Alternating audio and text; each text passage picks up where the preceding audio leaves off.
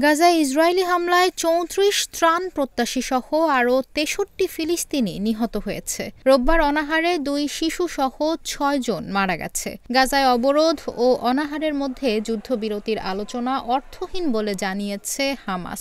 উপত্যকাটিতে অপুষ্টি উদ্বেগজনক পর্যায়ে পৌঁছেছে বলে সতর্ক করেছে বিশ্ব স্বাস্থ্য সংস্থা WHO। তবে গাজায় কোনো দুর্ভিক্ষ নেই বলে দাবি করেছে ইসরায়েল।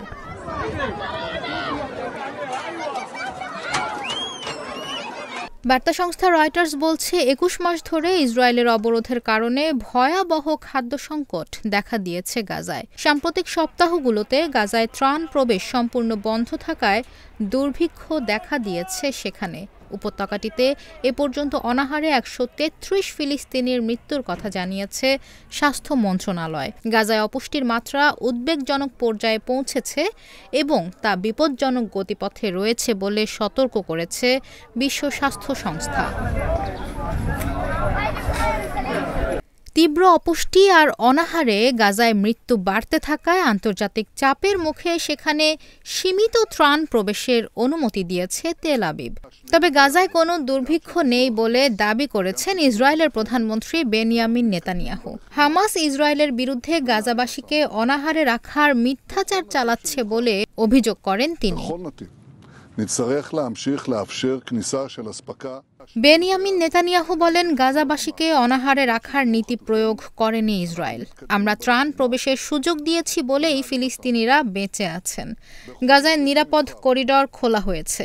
আন্তর্জাতিক সংস্থাগুলো যেখানে খুশি সেখানে খাবার পৌঁছে দিতে পারছে।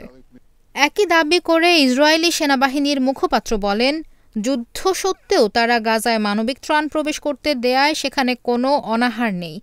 ইসরায়েল অবরোধ ও অনাহারের মাধ্যমে গাজাবাসীকে নির্মূলের চেষ্টা চালাচ্ছে বলে দাবি করেছে হামাস। এই অবস্থায় যুদ্ধবিরতির আলোচনাকে অর্থহীন বলে মনে করছে গোষ্ঠীটি। হামাস প্রধান খলিল আল হাইয়া বলেছেন, যুদ্ধবিরতির আলোচনা চালাতে হলে অবিলম্বে গাজায় খাদ্য এবং ওষুধ প্রবেশ করতে দিতে হবে।